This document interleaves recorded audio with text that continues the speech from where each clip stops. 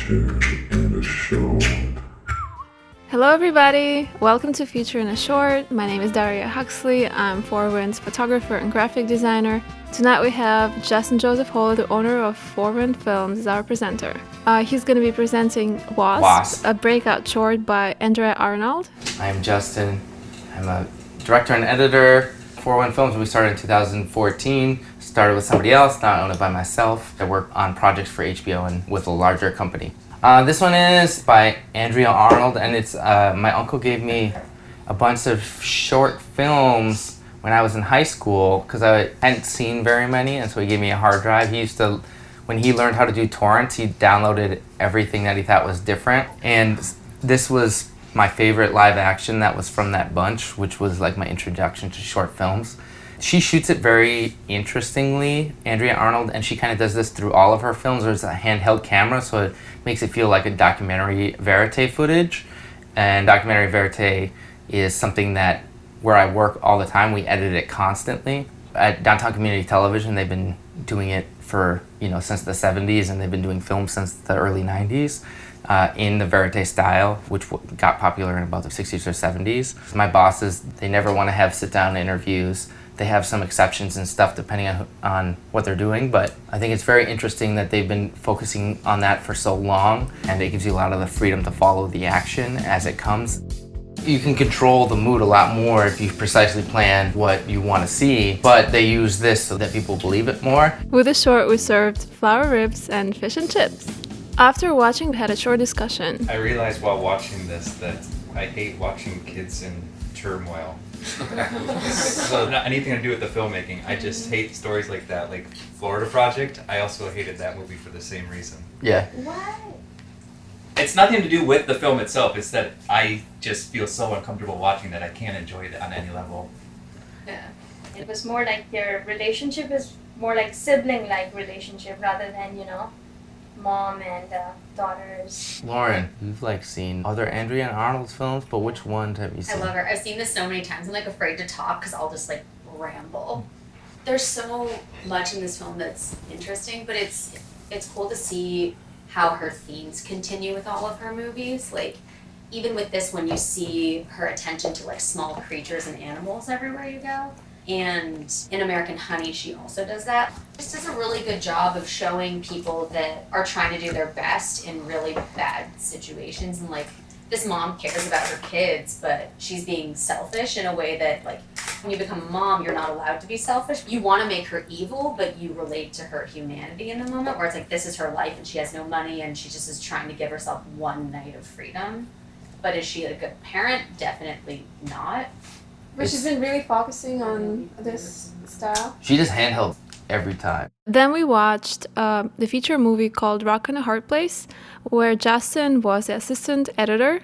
Justin was working with DCTV Downtown Community Television Center here in New York while working on this movie. This is DCTV, and it's the first time that I worked with them. I've been working with them since about 2014. The film is about a Miami-Dade County boot camp to reform prisoners who have been sentenced 20 years to life, and it's an opportunity to get out of jail sooner if you can just make it through this boot camp program that is military style. I love the people who I worked with here, and I still work with them today, 5 years later, and probably far into the future. David Meneses, who edited this, who I assisted, is my mentor, and we had somebody else on the podcast who said the same thing, and Matthew O'Neill and John Alpert, who are the kings of verite cinema. So while watching Rock and a Hard Place, we served apples, shortbread cookies, and nachos. After the film finished, we had an informal discussion. It's complicated to work on a film that is covering a huge topic, and I just wanted to know from you as a filmmaker, what that experience was like, because general questions, how do I feel about this? There is a reason why there is no narration. The only narration is the cards that you see, right? And DCTV, their main thing is to rely on those two things. That is the most that we can show for anything. When you tell people you can have many years in prison or you can go through this boot camp program and they fail, you're well, why did they fail? What made them do this?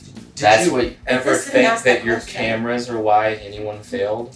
That's what I'm just like really curious. I couldn't help but to think like if those cameras weren't there, would he have reacted differently? And They all would have reacted differently. That's like, I mean, that's a big part of reality this. television. But also- But these are people's lives. But you also gotta ask, yeah, they may have all reacted differently if the cameras weren't there, but would you have seen any of it if the cameras weren't there? I don't need to see any of it though. I don't need to see it for entertainment. But That's This is something that the government is paying for. That's not a And- defense. That's not. I'm just saying you should be informed on what you're paying taxes on and what the government is paying for. And that, in general, that you watch this movie and you know what is going on. Would you say that it was an independent documentary or a If it's a personal? DCTV, I would always say it's an independent documentary. If The Rock's on it, I would always say it's not independent Yeah. because No, it's he's in Hollywood. Absolutely. They definitely did it because The Rock was involved with it. Yeah. 100%, yes. Did you guys during production or pre-production or at any point like feel like there was anything problematic about what you had put out? Was there anything you saw in hindsight that you would have done differently? No, I would start out with like the people that I work with they try to capture moments and the most emotional things that happen. And then we try to put that together and make it feel like a narrative film. But like I also want to know what your actual thoughts are. The program, the film, the issues that it has. No, I don't think boot camp programs are great. But there are some things that this particular boot camp program does that we didn't show that are more amazing than most boot camp programs. Does it explain everything that they can do to help you improve in the future if you are a felon, which most people are in this thing? No, it does not go through that. And that was something, they thought it was too boring. Thank you for listening to Feature in a Short.